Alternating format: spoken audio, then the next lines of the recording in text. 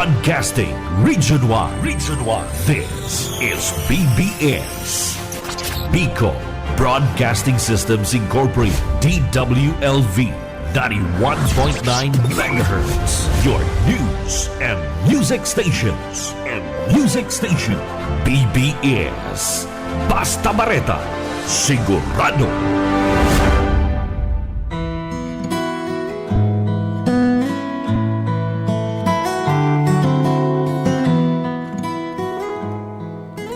Magandang umaga po, Bicolandia. Magandang umaga po dito sa probinsya ng Camarines Sur at magandang umaga po dito sa lungsod ng Naga. Magandang umaga po sa lahat ng ngayon ay kagigising pa lamang. Magandang umaga po sa lahat ng makikinig ngayon at manunood. Ito po ang biyaya sa pagkaaga dito po sa himpilan ng BBS DWLV 91.9 FM sa ngalan po ng Alliance of Ministries of Metro Naga Incorporated. Ako po ang inyong lingkod, Pastor Luis Bolaños, at sa technical si Sir Stephen Fabis.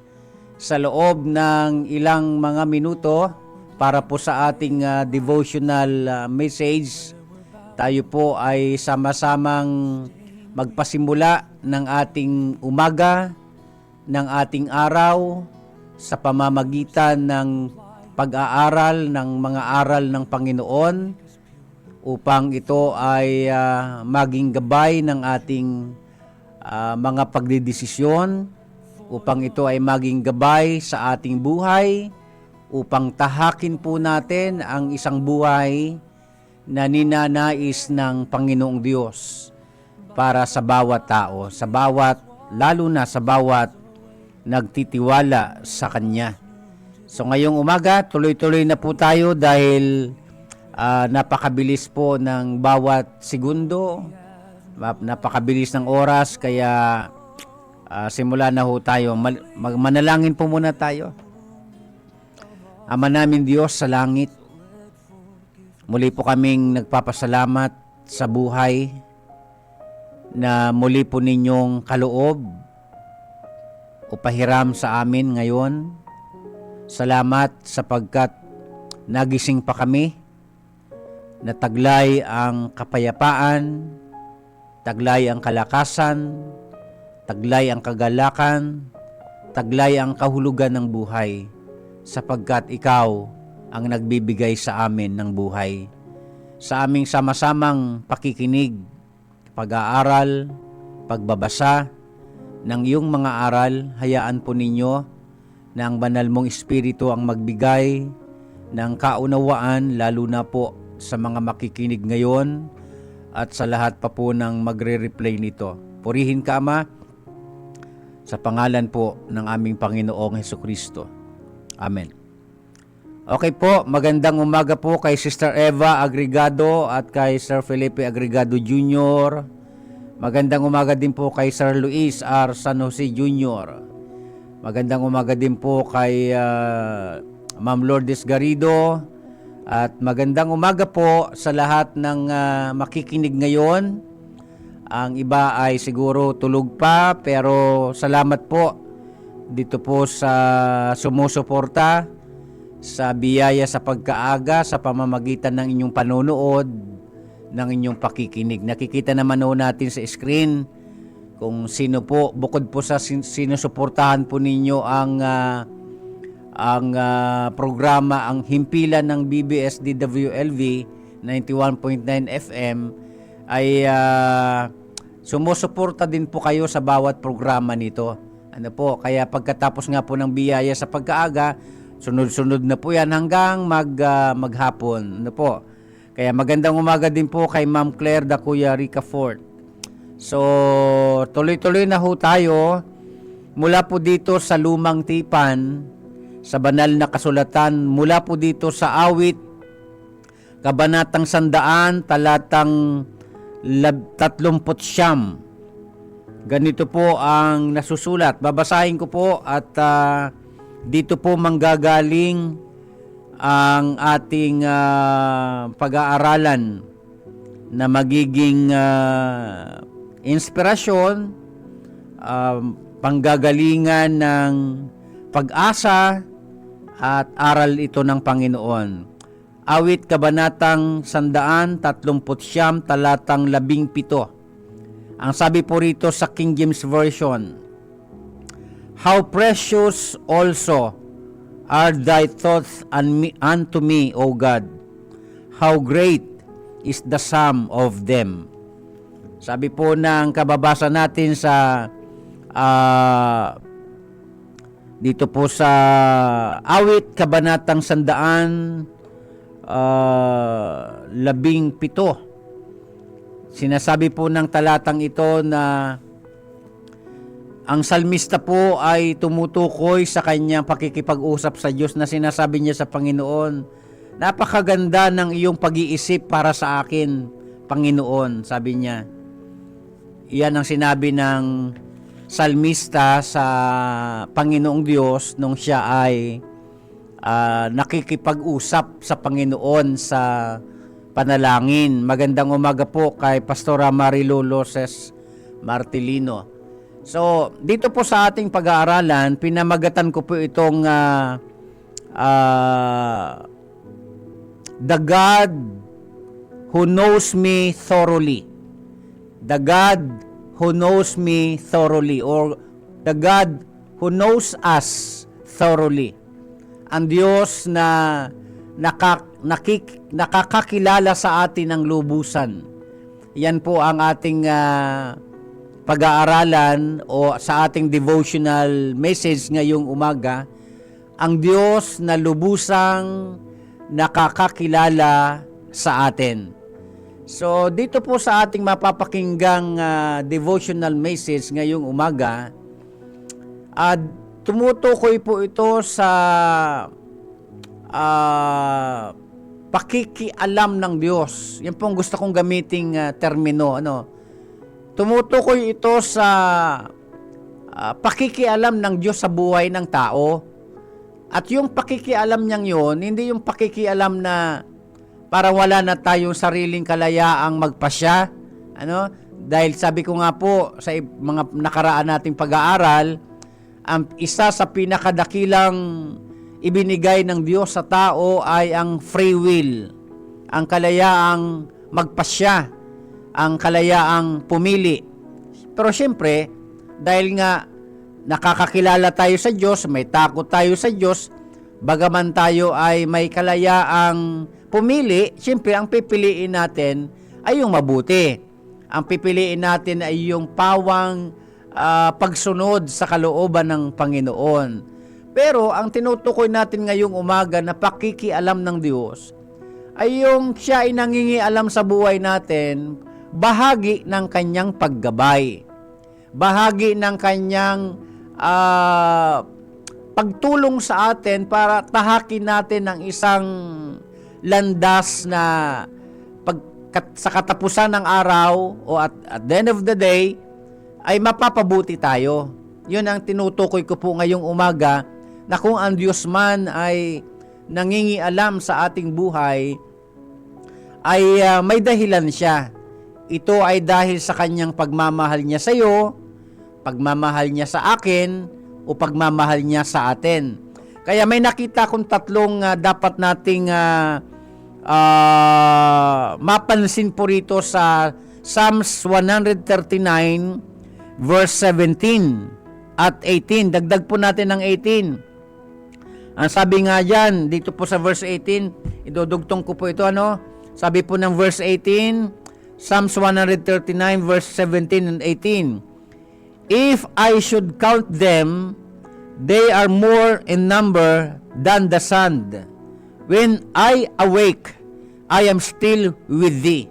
Sabi po ng salmista. So may tatlo po tayong mapapansin po rito. Ang pinag-aaralan po natin ngayong umaga, the God who knows us thoroughly. Ang Diyos na nakakakilala sa atin ng lubusan. May nakita po ko ditong tatlo. Una, The Lord knows all about us. Ang Diyos po ay alam niya ang lahat tungkol sa atin. Kaya nga po, wag po tayong matutuksong mag-isip na sa mga panahon ng mga kalungkutan natin sa buhay, sa mga panahon na ang tao nakakaranas ng tinatawag na depression, sa mga panahon na ikaw ay nakakaranas ng mga pagsubok, sa mga panahon na tayo ay nakakaranas ng mga kabigatan sa buhay, wag po tayong matutukso na mag-isip man lang na ang Diyos ay walang pakialam sa atin. Hindi po yan totoo. Katunayan dito sa pinag-aaralan natin, lalo na po dito sa verse 1 to verses 6. Kung babasahin natin yan ay nagtuturo that God knows all about us. Yan ay nagtuturo na alam ng Panginoong Diyos ang lahat ng nangyayari sa buhay natin. Lahat sa atin, ups and down. Ups and down ng buhay natin. Alam ng Panginoon yan. Pero hindi ibig sabihin na kung tayo dumadaan sa ganyang mga tagpo sa buhay, ay iniisip natin na ang Panginoon pinababayaan na tayo. Hindi po yan totoo. Kaya nga lang tayo pinadadaan dyan ng Diyos para nga po ipakita sa atin ng Panginoon na sa katapusan ng ating kalagayan sa buhay na wala na tayong magagawa, tinuturuan tayo ng Panginoon na sa totoo lang talaga, pagka ang tao wala naman talagang magagawa na, lalapit at lalapit pa rin ang tao sa Diyos. Okay po? Kaya nga po naalala ko ang isang napakalumang awit. Siguro ang makakarelate nito yung mga inabot ng noong 60s pa yata ito yung tinatawag na yung awit na may pamagat na Footprints in the Sand. Naalala ho ninyo yon? Ang sabi ho ng lyrics, sa kanyang panaginip may nakita siyang 2 yapak ng paa sa buhangin. Isa sa Panginoon, isa sa kanya. Pero noong dumadaan na siya sa mabibigat na mga karanasan niya sa buhay, nakita niya sa kanyang panaginip na nag-iisa na lang po yung yapak doon sa buhanginan. Kaya sabi niya, inisip niya na sa panahon ng kanyang mga kahirapan, pinabayaan na siya ng Diyos. Pero sabi ng Panginoon sa kanyang panaginip, anak, yung nakikita mong isang yapak o isang pares ng paa sa buhanginan, hindi yan sa'yo. Sa akin yan. Karga-karga na kita nung mga panahon na hindi mo na kaya ang mga nangyayari sa buhay mo. Kaya pagka minsan sa buhay natin, ganun po ang ating iniisip.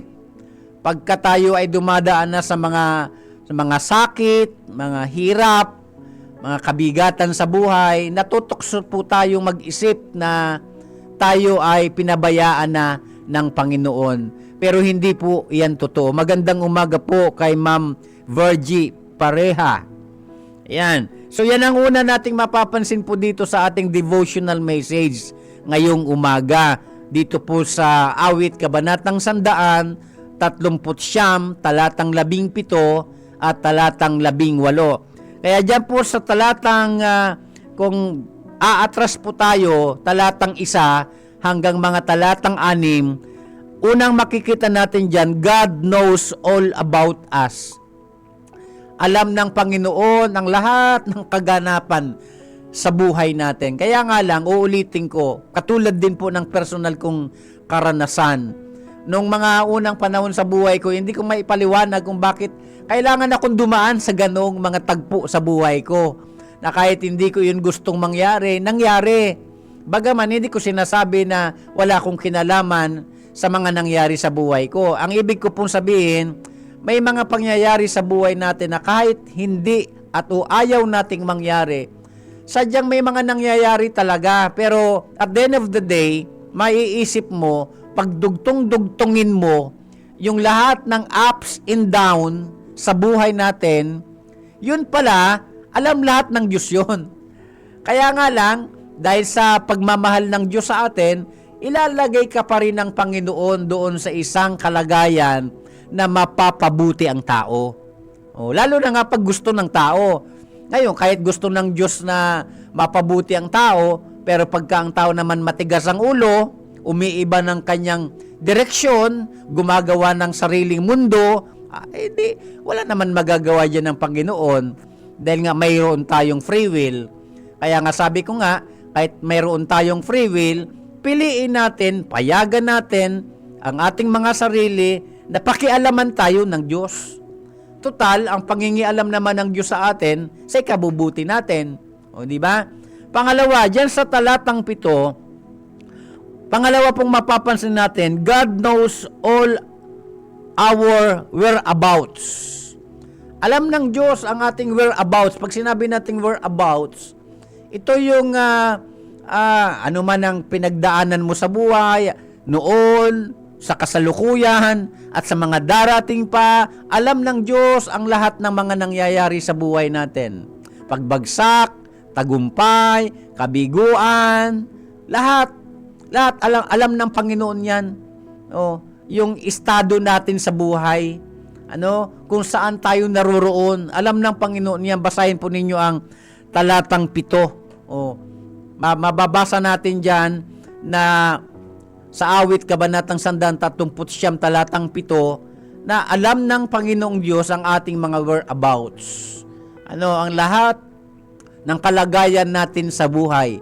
Kaya nga lang, kahit alam ng Diyos yan, dahil mayroon tayong free will, tayo ang pumipili, tayo ang nagpapasya, tayo ang nagdidesisyon kung ano ang dapat mangyari sa buhay natin. Kaya ganoon po kahalaga, sabi nga ni Haring David dito sa kanyang sulat, alam at kilalang kilala tayo ng Panginoon. Kaya nga wala po tayong maitatago sa Panginoon. Kaya makatutulong sa ating lahat mga kapatid na anuman ang kalagayan natin sa buhay, mga minamahal ko mga kaibigan, mga mahal ko mga tagapakinig, anuman ang kalagayan mo ngayon sa buhay, alam ng Diyos yan.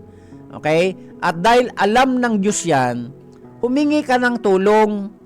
Huwag mong sarilinin ang iyong problema, huwag mong kayaning mag-isa ang iyong problema, hindi mo yan kaya.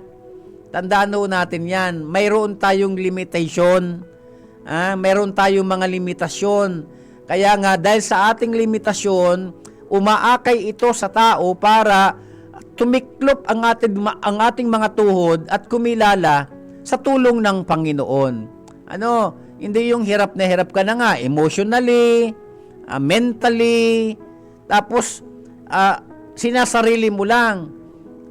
Tapos kinakaya mo mag-isa, di mo kaya yan.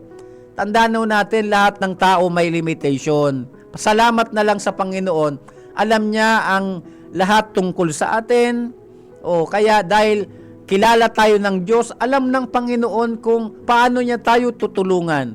Ang kailangan lang nating gawin, patulong sa Kanya. Kaya bagas, kahit sa Bagong Tipan, may mga Bible passages na umihimok sa atin para tayo ay tulungan na kumilala sa awa ng Panginoon. Tandaan natin, lahat tayo may limitations. Kahit na nga po yung kinikilala ng mga bata na superhero na si Superman, naalala ho ninyo yon? Di ba yung kulay green na tube na pag nakikita niya yon o napapadampi sa kanyang katawan, umihina siya. Superhero na yun, pero hindi naman totoo yun, syempre. Kaya lang, ang ibig ko pong sabihin, mga minamahal kong mga tagapakinig, ang bawat tao may limitations. At dahil sa ating limitasyon, yun ang aakay sa atin para kumilala sa tulong ng Panginoon. Huwag po tayong mag-pretend na kaya natin ang lahat. Lahat po tayo may kahinaan, lahat tayo may limitasyon. Kahit mga tulay, tingnan nyo ang mga tulay. May nakalagay dyan sa tulay na 10 tons, 20 tons, 30 tons. Ibig sabihin, yun lang ang kaya nila. Doon sa 30 tons, pagka dumaan doon ang 100 tons, mahigit pa, magigiba, masisira yung tulay. Ganon din po sa buhay natin. May mga kaya at mga di kaya tayong dalhin. Kaya nga, kumilala tayo sa tulong ng Panginoon. Magandang umaga po kay Ma'am Saning Napa Datuon. At magandang umaga din po kay Bishop Eddie Labius Jr. Tuloy po tayo. So number 3, dyan po sa Psalms 139, verse 1 to verses 18, dyan po sa verse 13 to 18, mapapansin natin ang pangatlo. Pangatlo po, God knows all our days.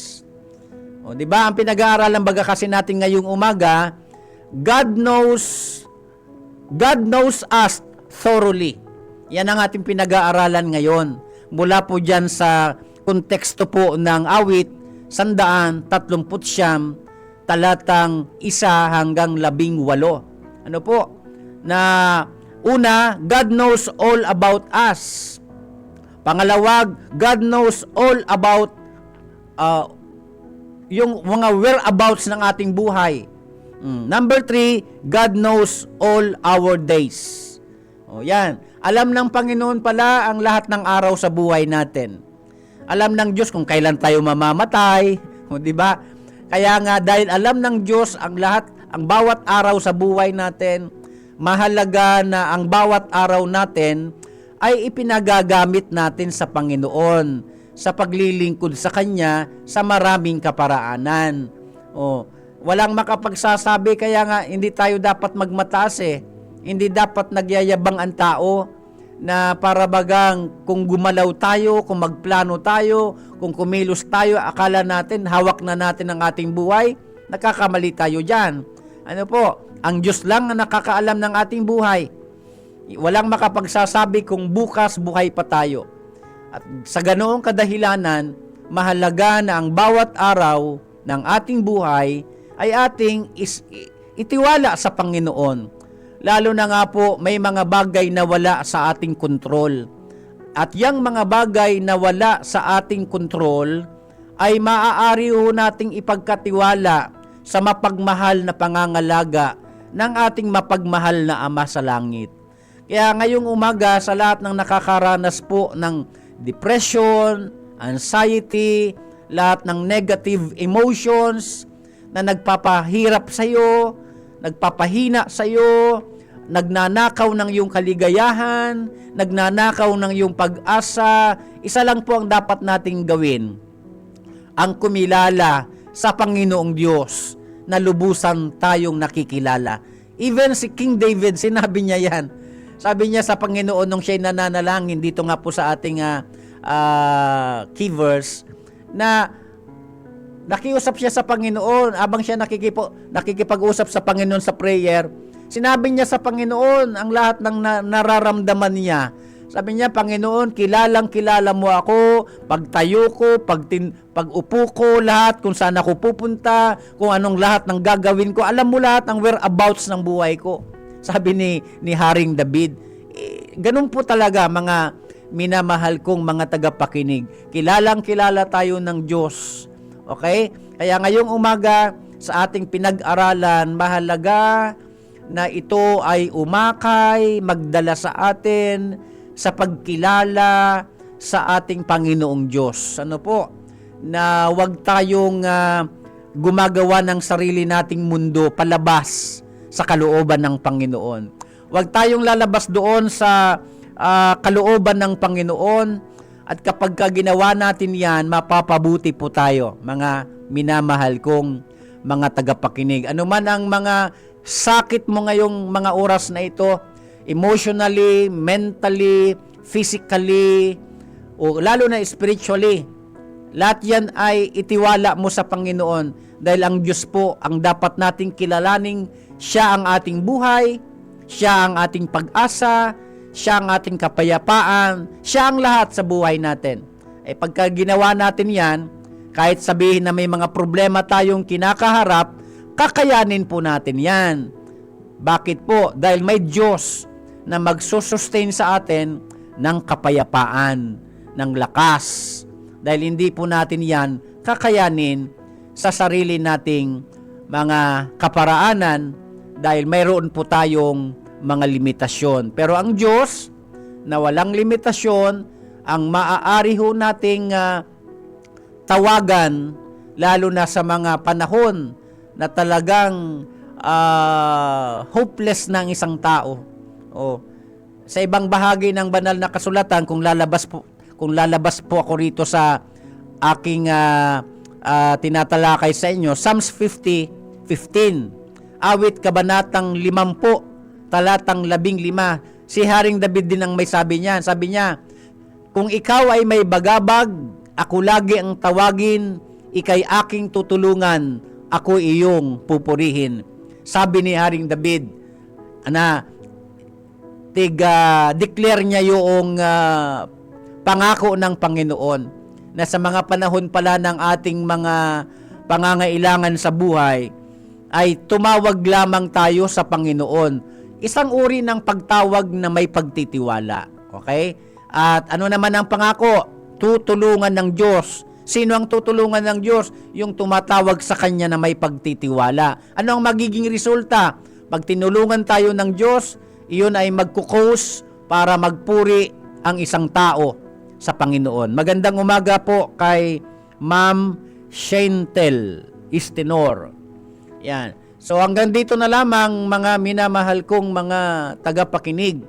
Nawa ito ay nagdulot sa atin itong devotional message na narinig natin ngayong umaga ay magpaalala sa atin that God knows us thoroughly. Ano po? Magandang umaga po kay Ma'am Lourdes Garrido.